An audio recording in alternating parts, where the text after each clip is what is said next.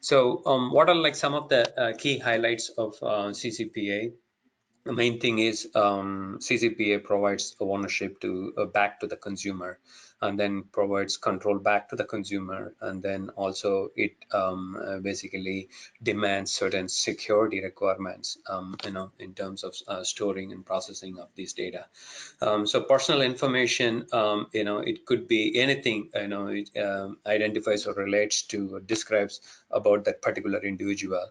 It could be the IP address from which a particular customer is connecting to your website, or it could be the email address of the consumer, or it could be any kind of like social media profile or whatnots, right? So anything that could uniquely identify a particular person is considered as personal information. So as you could see, the definition of personal information is very, very broad.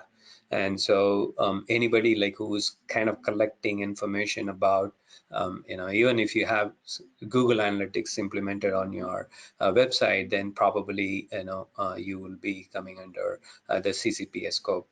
And then the second thing is, consumers are given rights to access the report, like, or what kind of informations are being collected by the company needs to be provided to the consumer, and then what kind of processing is being done, and where, who are they sharing, where is the business sharing that information with, and then like we also need to provide the ability to remove or erase the data about a particular consumer, right? So it could be on demand, or it could be a request that's submitted via email, and then the particular business deletes, erases the whole data, and then like notifies back the consumer. And then also the last one is opting out of selling of data. So those are like some of the options, preferences that you need to be providing to the consumers in order to handle some of their rights, right?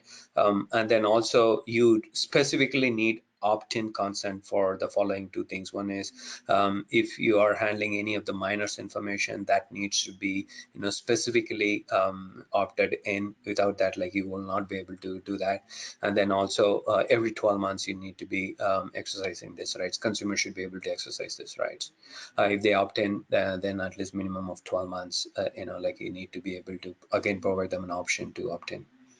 Right. So that's at a very high level. Again, like, there are a few additional requirements that the companies need to comply with. One is a company need to post the details on their website or whatever other means, like, if you have some customers who are visiting your physical offices and stuff, so you should be able to share this information in terms of how you are processing using their data in the last 12 months or so.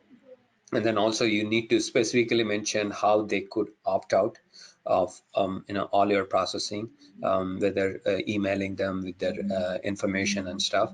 And then like the second thing is, you need to obviously have a process and procedures to do all the data mapping in terms of like where are you started, where are you collecting the information of these consumers, and then through which systems it is getting processed, and then who are all some of the vendors who are coming in contact with this data, and then like what is the data flow. So this essentially they call it data mapping or data inventory of the entire data flow of your systems needs to be provided to your consumers if they are requesting for that particular information. And then some of this information should be readily available as well for your consumers on your website and whatnots. Maybe what we've seen is a lot of the businesses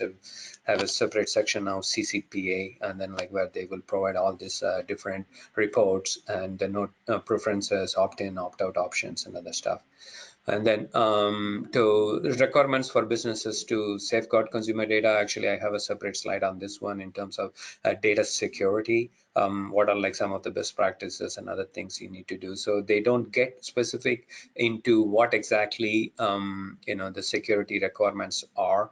Rather, the requirements more specific, because as the technology evolves, more mobile based and more more consumer internet based consumers are connecting. So they are not providing any specific technology or processes that you need to follow. But generally, all the security best practices need to be followed for that particular requirement. And then, of course, like if you're not following any of the guidelines, of course, there is a severe monetary penalty, as well as consumers can take private.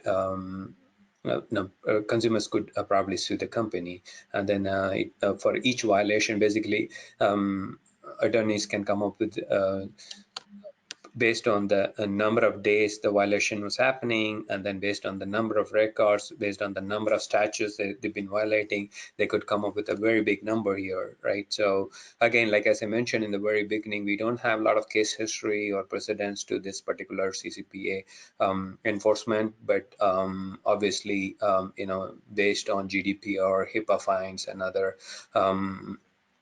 compliance requirements that are out there, you could imagine like the numbers could quickly add up.